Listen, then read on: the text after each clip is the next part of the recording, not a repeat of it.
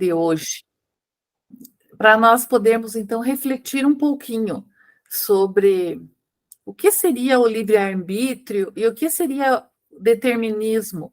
O que nós podemos fazer através da nossa liberdade, da nossa vontade, na nossa vida, e o que é que vem determinado para que nós façamos, ou acontecimentos que já estão determinados, independente de qualquer movimento que façamos, aquilo já está determinado. Muitos, então, falam que o que está realmente determinado na nossa vida, na vida de cada um de nós, é essa nossa passagem, né? Dessa nossa vida, desse corpo mais denso, para uma vida em um corpo, então, mais sutilizado, que muitos chamam de morte, outros chamam de desencarne, mas isto não há como fugir, né? Então, realmente, isso é uma grande... um acontecimento que todos nós passaremos, nossos familiares, aqueles que conhecemos, um dia todos estaremos, então, transmutando isso, né? Mas e o resto? Durante essa nossa vida? Então, eu fui lá pesquisar na Sociedade Teosófica, eles trazem um pequeno textinho do Bhagavad, que fala o seguinte, para nós começarmos essa nossa reflexão. Alguns afirmam que tudo já está pré-determinado, o destino, o rumo, pré-determinado, determinado anteriormente. E daí nós vamos pensando, aonde que nós nos encaixamos?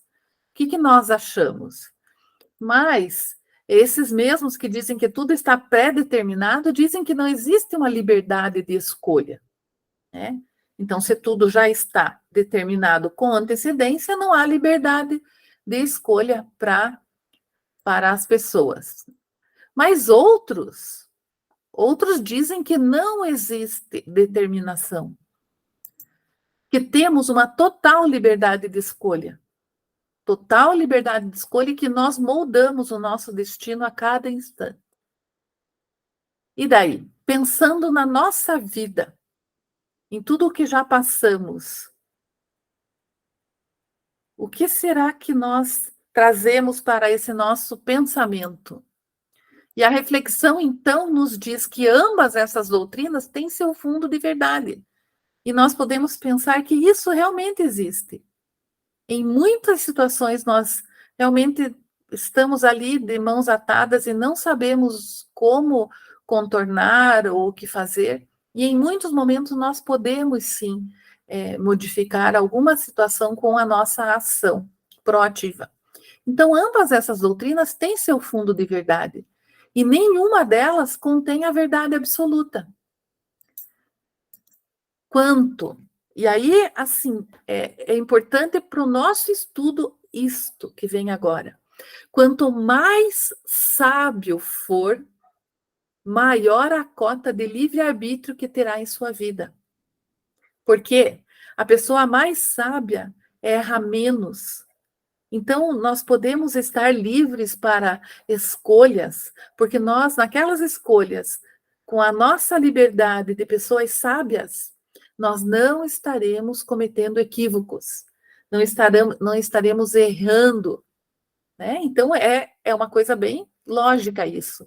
Mas quanto mais primitivo, quanto mais arraigado ainda naquele ser inferior, no seu ego, no seu eu mais doentio, mais a sua vida será guiada pelo determinismo. Porque aquele ser que não tem possibilidade de escolhas boas ou escolhas adequadas, ele ainda necessita de algo que norteie o seu caminho, né? Para que ele não erre tanto. Então, é uma reflexão bem importante para todos nós. E eu trouxe hoje, então, para o nosso estudo, 4 exemplos, podemos dizer. Um exemplo que eu acho que muitas pessoas que estão aí dentro da doutrina espírita conhecem, porque ele está no livro A Vida Escreve, né? Esse pelo espírito de Hilário Silva, Hilário, Silva e a psicografia de Valdo Vieira e Francisco Cândido Xavier.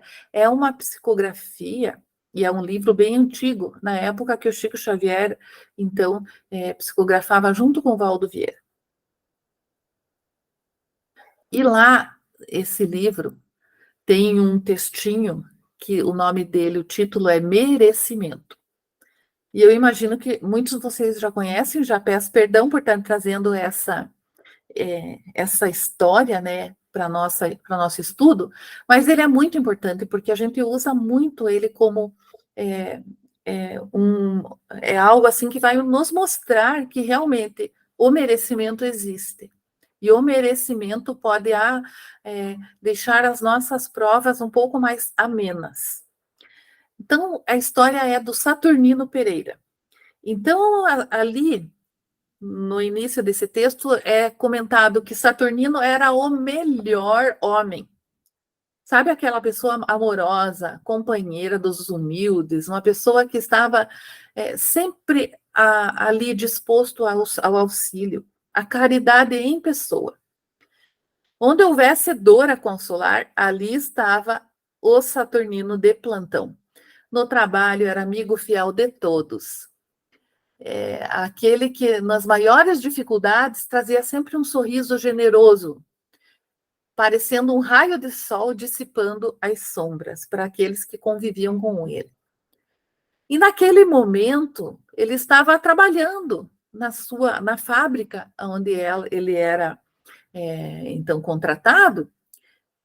E numa máquina, e quando as pessoas, então, que estavam ao seu redor, observaram gritos e ele a sangrar, com a sua mão a sangrar, aquele sangramento, muito sangue, e as atenções se voltaram para ele e as pessoas ficaram pasmadas que aquilo tinha acontecido e com amargura, e daí ele, logo Saturnino ferido, aquele que é o amigo de todos, rasgaram as peças de roupa para tentar, então, conter aquele sangramento, para ajudá-lo, e o chefe da tecelagem, logo, então, levou ele para um hospital para tentar, então, a, a organizar aquele movimento, daquela dor, daquele sangramento, daquele ferimento, e ele então é levado para uma operação, né? Naquele momento foi necessário, e o cirurgião, então, após essa operação, informa sorrindo, né, para todos, para aqueles que estavam ali aguardando. Felizmente, então prestem bem atenção, felizmente o nosso amigo perderá simplesmente o polegar. Depois, então, de todo aquele movimento, aquele sangramento, ele só vai perder o polegar. Todo o braço direito está ferido. O braço direito está traumatizado, mas será reconstituído em tempo breve. E aí, então, as pessoas que o conheciam, então já correu, né, a história, então, de que ele tinha perdido o seu polegar, que o braço estava machucado e tal, e os pensamentos e as palavras das pessoas que o conheciam era aquele. Nós muitas vezes fazemos isso. Por que um desastre desses com um homem tão bom? Um homem tão bom não merecia isso. A gente fala, né? Para que com essa pessoa que não merecia? Por que não foi com aquele outro que merecia muito mais e tal, né? Outra, tenho visto tantas mãos criminosas saírem ilesas, e justamente Saturnino, que ajuda a todos, vem a ser a vítima.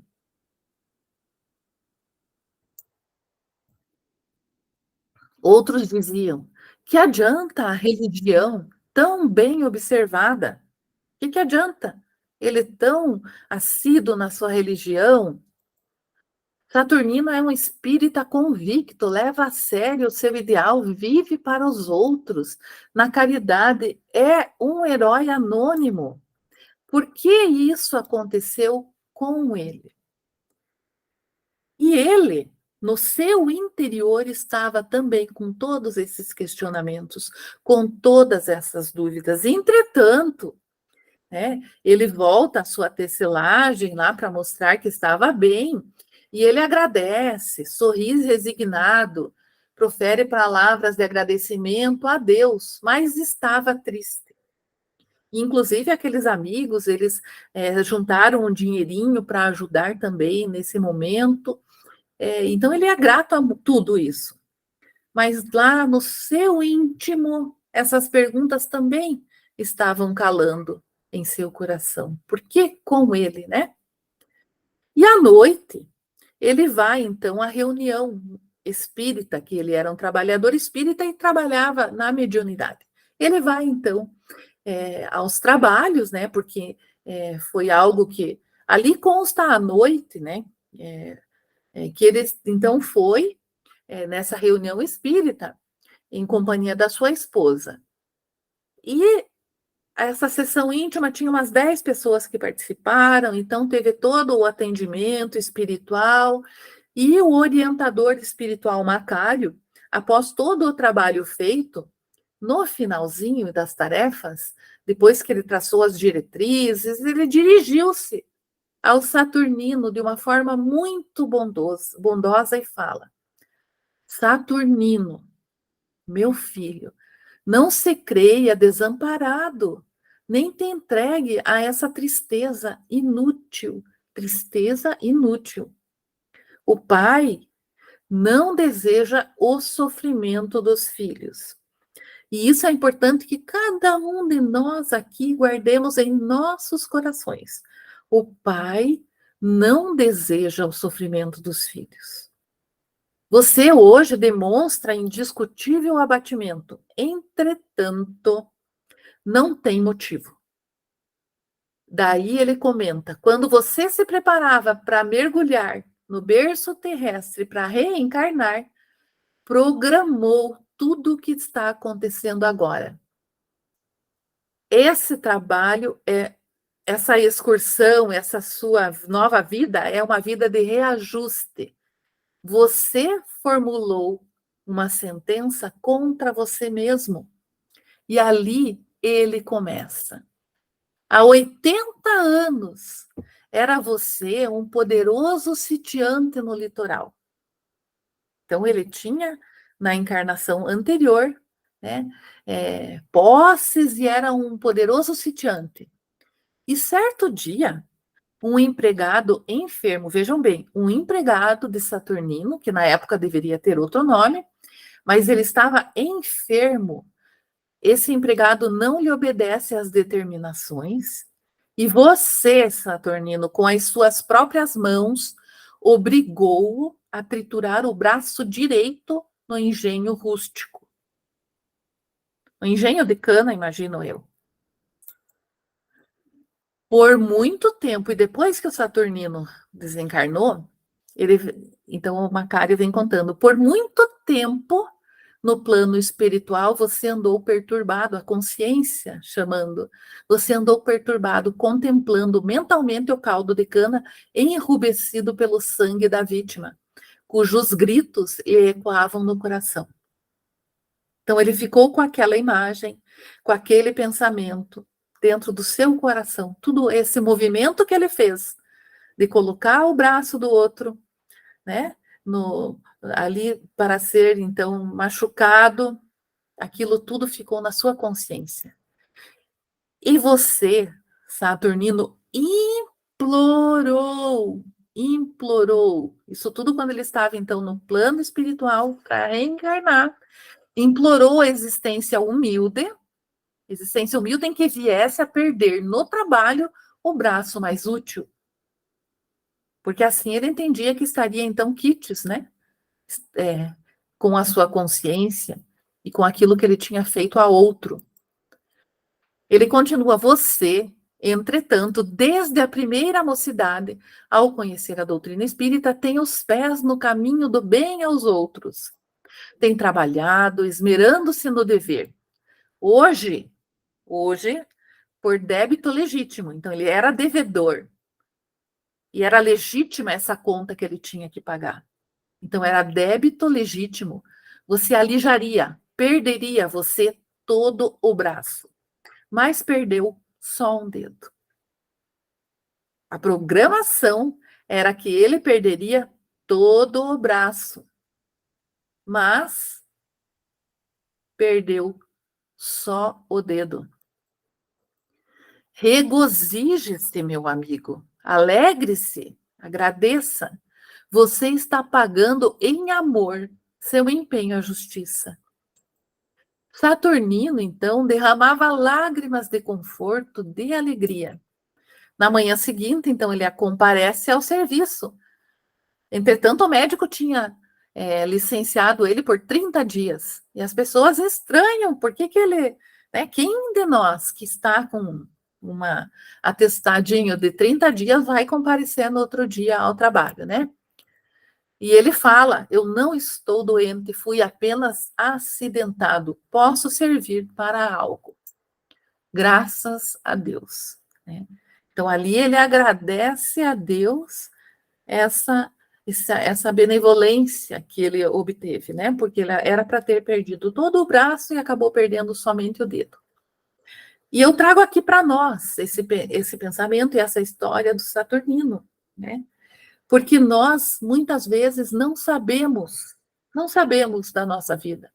O que poderia ter acontecido de pior e não aconteceu. Se nós estamos nesse caminho da caridade, o caminho do amor, tentando ser pessoas melhores. Por isso, nós devemos sempre estar nessa busca, buscando ser pessoas melhores, fazer o nosso melhor a cada instante, a cada momento, trazer para o nosso coração todo esse movimento de engrandecer-nos através do bem. E assim ele fez. Ele não lembrava que ele tinha pedido para perder o braço, não lembrava, né? Como nós não lembramos do nosso passado.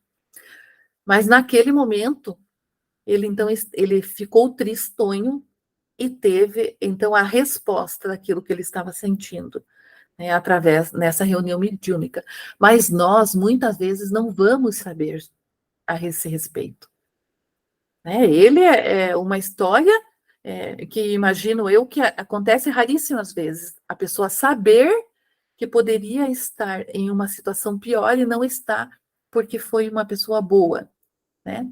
Por isso que nós temos que confiar e não estarmos tristes com as coisas que nos acontecem, pensando que poderia ser pior e agradecer a Deus essa oportunidade que temos, né, de estarmos aqui quitando nossas dívidas, porque é muito bom quando nós vamos lá e pagamos uma continha que nós temos. Nós ficamos alegres, ficamos aliviados, né? Então, esse nosso movimento de fazermos o bem, sem olhar a quem, a todo instante, é muito importante. Porque muitas coisas que poderiam ter acontecido conosco de uma forma mais grave não acontecerão. Porque é útil somente, seria útil ele perder todo esse braço e ter esse sofrimento se ele não tivesse no caminho do bem. Mas ele já estava no caminho do bem. Seu coração já estava diferente. Ele já estava melhor, né? Então, realmente, ali perder um dedo era o necessário. Não precisaria que ele sofresse mais do que isso. Né? Assim como ele falou, então, né? Que Deus não quer o sofrimento de seus filhos.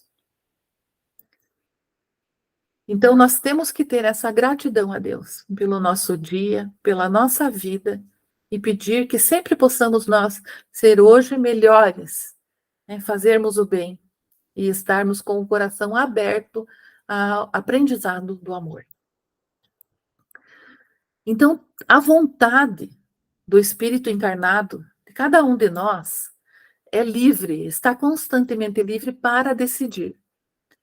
Então, nós somos livres para decidir. E entre o livre-arbítrio, então, e o determinismo, está a nossa consciência. A nossa consciência, e como vimos no começo, quanto mais elevada a nossa consciência, mais livres nós somos para decidir.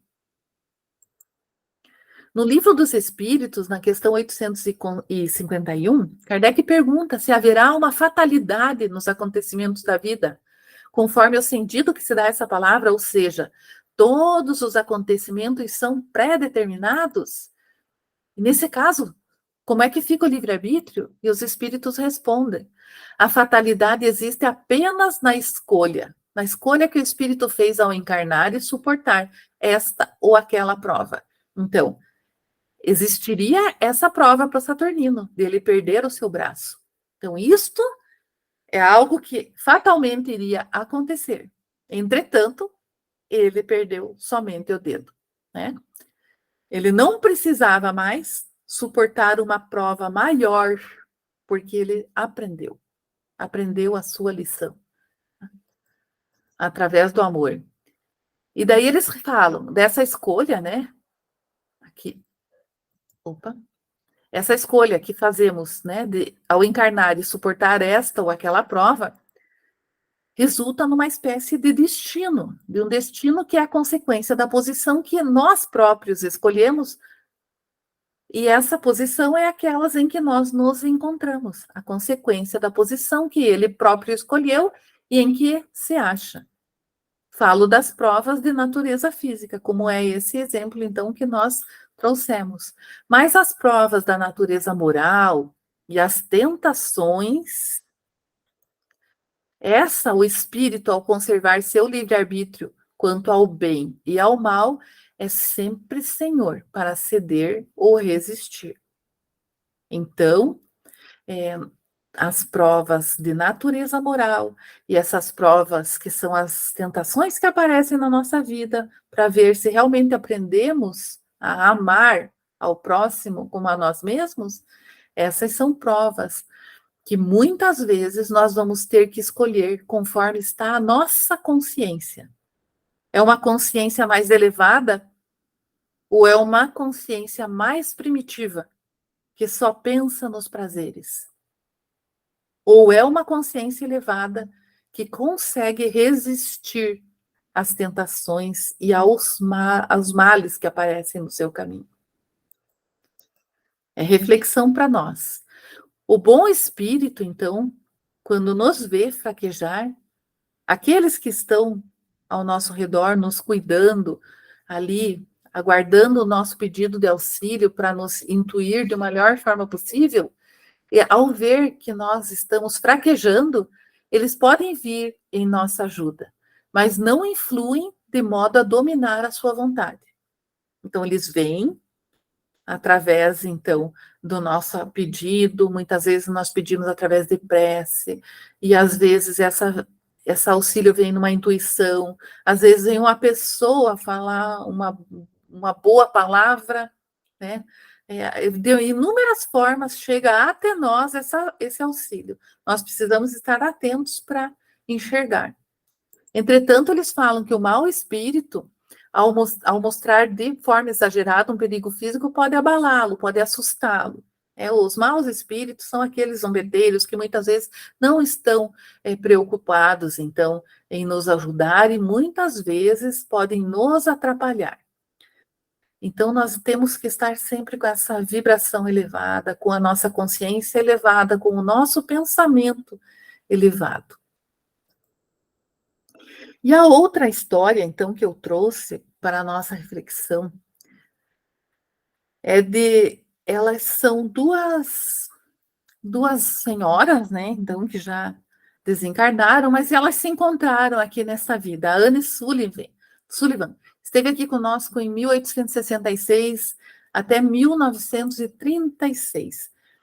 Então, uma mocinha, uma criança, filha de fazendeiros, que tinha um irmão chamado Jimmy. Esse irmão contraiu tuberculose e ela e o seu irmão moravam numa casa em que eles eram muito pobres, né? E eram vítimas de abuso físico. Abuso físico porque seu pai era uma pessoa alcoólica. E aos 5 anos, a Anne Sullivan, ela vai e contrai tracoma, que quase leva ela à cegueira. Então, já desde criança com uma vida difícil. Aos 7 anos, a sua mãe morre. E o seu pai, então, sem alcoólico, sem condições alguma de cuidar dessas crianças, ele os abandona em um orfanato. Então, o seu irmão, então, doente, com tuberculose, e ela com essa dificuldade da visão. E o seu irmão, então, naquele orfanato, morre em pouco tempo e ela se vê sozinha. Se vê sozinha ali, uma menina de 7 anos. E um dia, naquela instituição em que ela está, eles recebem a visita de eles falam que é o presidente da Secretaria Estadual de Instituições de Caridade. E ele vai visitar, então, o orfanato e ela se joga a seus pés e pede: Senhor Sanborn, eu quero ir à escola. Ela, uma criança de 7 anos, pede para ele que ela quer ir à escola. E assim é feito. E depois de recuperar parcialmente a sua visão e uma série de operações, a Anne Sullivan se gradua como a oradora da sala em 1886 no Instituto Perkins para cegos. Então ela, de criança, já teve esse instinto de querer estudar, de querer ser uma pessoa melhor, né? E ela recebe auxílio de alguém, né? Assim como eu disse, às vezes o auxílio vem através de outras pessoas que estão ao nosso redor. Então, nós, às vezes, também temos que ir nesse movimento de pedir ajuda. Olha, eu preciso de ajuda. Será que alguém poderia me ajudar ou me dar uma orientação, uma boa intuição, não é? Então, ela se forma, se gradua como oradora. E outra personagem, então, dessa história é Helen Keller. Ela, então, esteve aqui conosco de 1880 a 1968. Helen Keller, uma criança que depois de, acho que com 1 ano e meio, mais ou menos, ela teve uma doença que é diagnosticada na época como febre cerebral. Febre cerebral. Mas hoje acredita-se que era escarlatina. Ela fica cega e surda. Então, imaginem vocês uma criança de 1 ano e meio, 1 ano e pouquinho, cega e surda, né? Então, ela, quando tinha seus 7 anos, era uma criança totalmente indisciplinada lá em sua casa. Seus pais eram abastados, mas não sabiam como cuidar dela. Porque como é que você vai ensinar e orientar uma criança que não enxerga e que não ouve?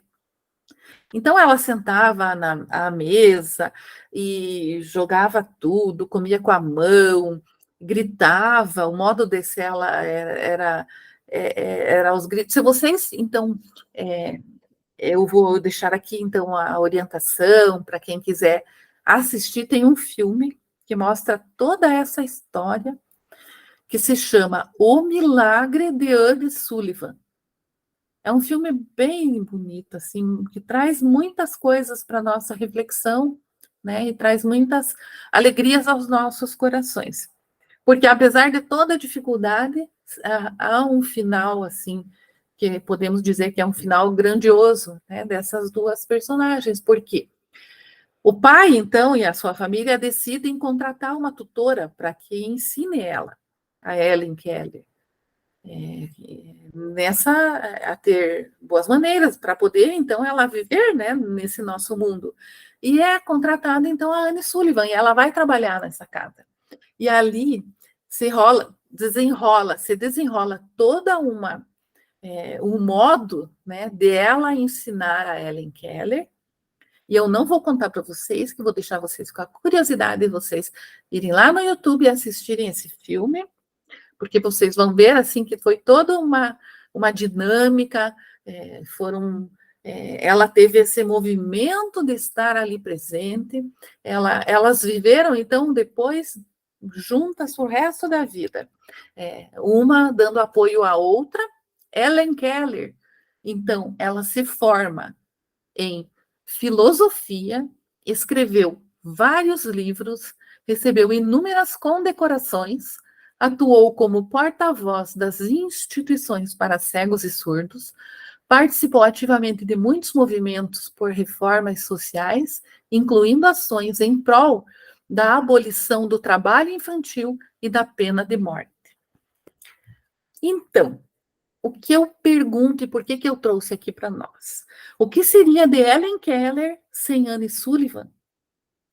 O que seria de Anne Sullivan sem Helen Keller? É?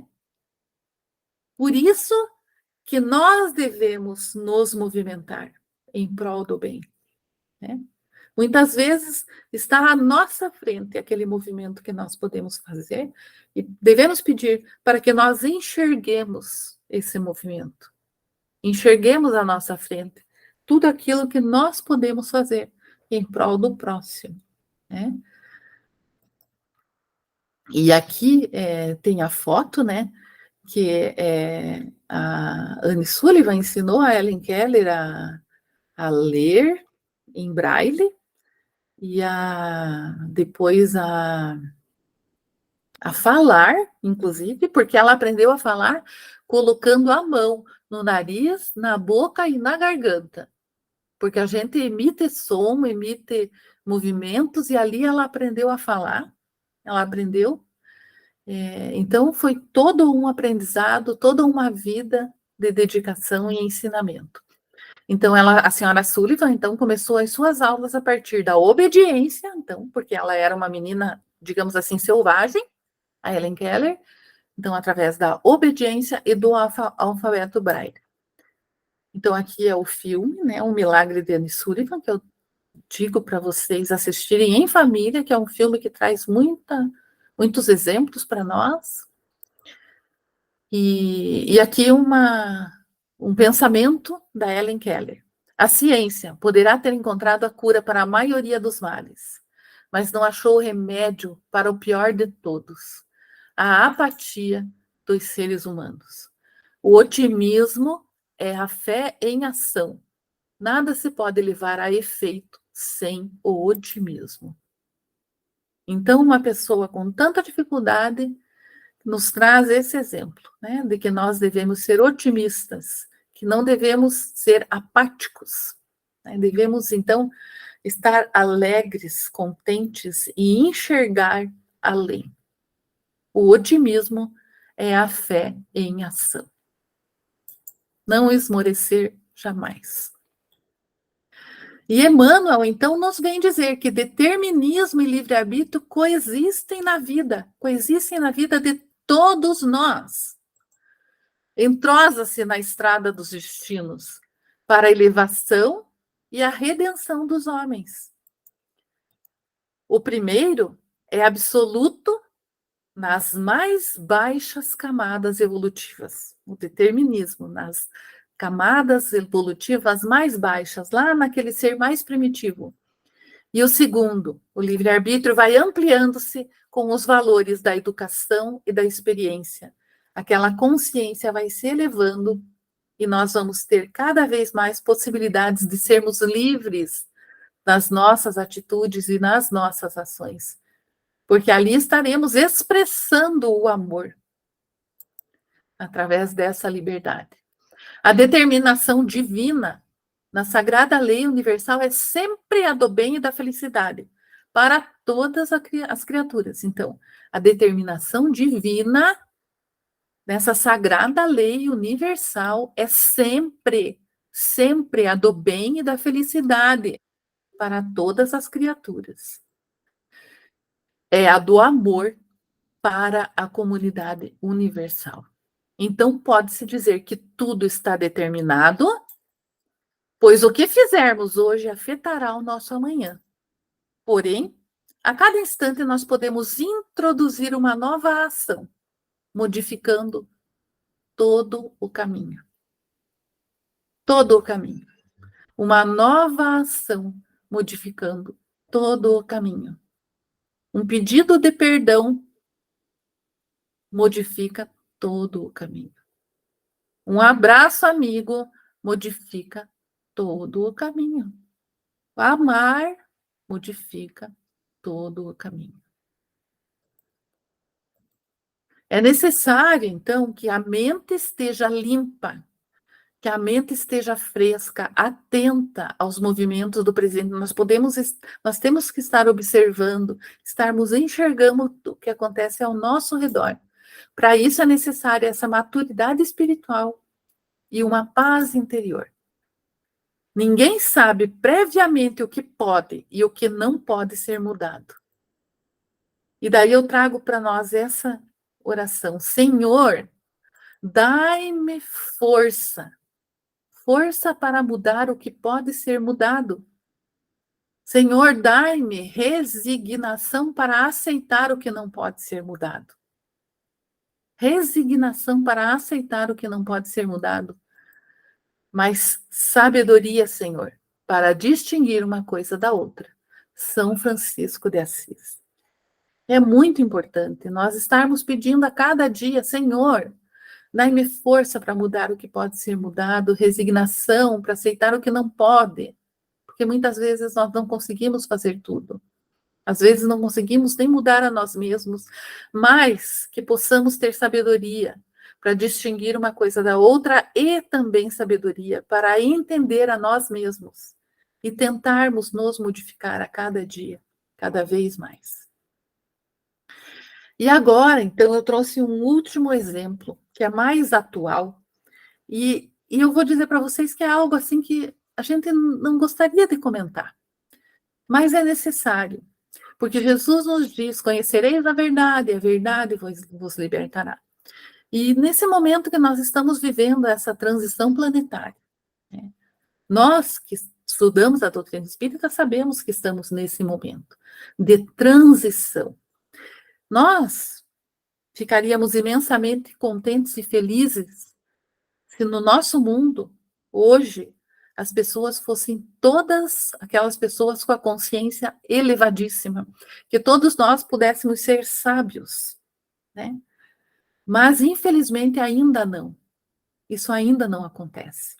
Ainda temos muitas mazelas nos nossos corações. Ainda somos egoístas e ainda cometemos deslizes inimagináveis. E o que nós podemos fazer nesse momento, né? Nesse momento de transição planetária? Porque tem muitas coisas que nós observamos por aí e sabemos que não conseguimos mudar a sabedoria para distinguir uma coisa da outra. Mas nós podemos sim, cada um de nós, orar, emanar energias positivas. Nós podemos sim pedir a Deus auxílio para o nosso planeta, para o nosso mundo e para todas as pessoas que ainda estão em sofrimento e para todas as pessoas que fazem acontecer esse sofrimento. É necessário que nós entendamos que ainda estamos nesse movimento de transformação, mas muito ainda há que ser feito. E eu fiquei pensando como é que nós podemos ajudar, né, nesse momento. Se muitas vezes nós não conseguimos agir de uma forma prática, digamos, dessa forma de estarmos presentes em algum momento, às vezes são coisas que acontecem longe aqui de nós, mas nós sempre podemos emanar pensamentos, emanar luz, e fazer o pedido de que nosso planeta se transforme e que o coração das pessoas se transforme, né? Vocês vão ter o hospitalzinho, tem as orações, então nós nos unirmos em oração sempre pedindo, né? Que essas mazelas que ainda existem nesse nosso planeta, essas dificuldades que ainda existem nesse nosso planeta, sejam amainadas e que os corações e as pessoas se transformem em pessoas e corações mais sábios, em consciências mais elevadas. Então eu trouxe esse último personagem aqui, que ele diz que a vida dele se transformou imensamente quando ele fez o filme A Paixão de Cristo. O nome dele é Jim Caviezel, e eles fizeram um filme que agora está no Brasil, nos cinemas, que se chama Som da Liberdade. É um filme que traz para nós a triste realidade do tráfico infantil. Mas é algo que nós precisamos saber que acontece. E nos dói o coração, né, de saber que isso acontece. Mas nós podemos, sim, ser ativos através das nossas orações e emanando energias positivas. Porque se vocês assistiram o filme Nosso Lar, vocês lembram que quando as pessoas oram, aquele ao qual você está direcionando a oração, ele recebe esse ânimo. No livro Memórias de um Suicídio também fala sobre isso, que aquele que está em sofrimento, ele recebe aquele ânimo que você está emanando através da tua oração. Então a gente direciona a oração para onde ela tiver que chegar. E ela vai chegar e vai acalmar corações, né? Vai trazer luz aonde quer que esteja. E esse é um movimento importante nesse momento de transição planetária. Porque nós sim queremos habitar um mundo de amor, né? Um mundo em que as pessoas apenas amem umas às outras. E aqui então está, né, esse filme, Som da Liberdade, e eu trouxe daí para nós, aqui no finalzinho, para nós recebermos no nosso coração, deixa eu só ver se já é o próximo, ainda não, o Jim Caviezel, então, como ele disse que a vida dele se modificou através do filme A Paixão de Cristo, ele se transformou numa pessoa muito católica e tal, então ele tem a oração do Pai Nosso, dita, falada na língua de Jesus, né? Então, nesse momento, às vezes a gente não entende nada do que está falado, mas só que essa energia dessas palavras cheguem até nós e que possa alcançar aonde estiverem esses corações doídos, né? E que possam amainar esses corações, né? Para que isso, então, deixe de existir aqui no nosso planeta. São muitas as mazelas que ainda acontecem aqui.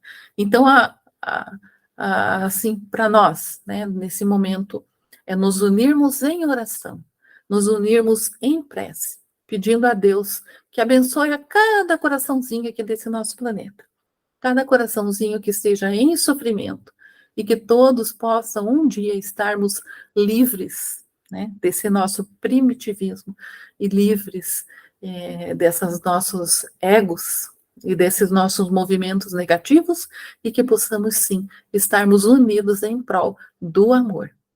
E pedimos então, Senhor, dai-me força para mudar o que pode ser mudado. E muito pode ser mudado através das orações. Hosina Otkiaboi Kuma Bezrati Shamreni Miresh the Sherpami no Lai Akatsaya no Shiatanai Akapasiti Akapati Abba Kuletikel Henkel Kosia Edemini Akin Lakiswa Lehueti Lakiswa Letilkom Arahema Hakita Higo Denale Dena Kokavel Kiana Faith Lokom and whom he will look home. My commandment to you is this: you love one another as I have loved you. So. Então, novo mandamento vos dou, que vos ameis uns aos outros como eu amei a vós, que também vós uns aos outros vos ameis. E é através dos nossos corações que nós estaremos, sim, transformando o nosso mundo. Porque o amor moveu todas as pessoas que estiveram aqui conosco hoje nessa palestra. Todos esses exemplos que eu trouxe, né, a transformação de cada um ocorreu através do amor. Né? Então, nesse momento, nós agradecemos a Deus, fechando nossos olhos, pedindo a proteção a todas as famílias, a todas as crianças, que possam receber o amparo e a proteção da humanidade, para que estejam acolhidas dentro desse nosso planeta, mas com muito amor. que as crianças sejam acolhidas aqui com muito amor, que possam ser muito felizes, que possam ter alegria e sorriso no seu olhar. Que Jesus possa nos abençoar com essa transformação em cada um dos seres que aqui habitam. Que nós possamos encontrar essa paz universal, essa sapiência no agir e construirmos esse mundo de regeneração juntos, todos juntos, com Jesus à frente, trazendo a paz que Ele emana a cada instante para cada um de nós, trazendo o amor que Jesus nos ensinou.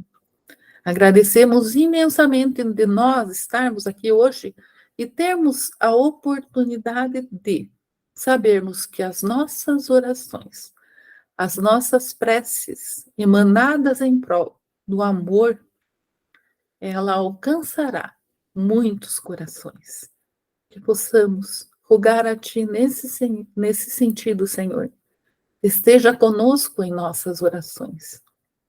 Receba o nosso apelo para que nosso planeta se transforme, para que nós todos nos transformemos. Esteja conosco, esteja em nossas vidas, esteja protegendo a cada um de nós, hoje e sempre. Te agradecemos do fundo do coração, Senhor, todas as oportunidades que temos de sermos livres em prol do amor. Que Deus nos abençoe hoje e sempre. Gratidão.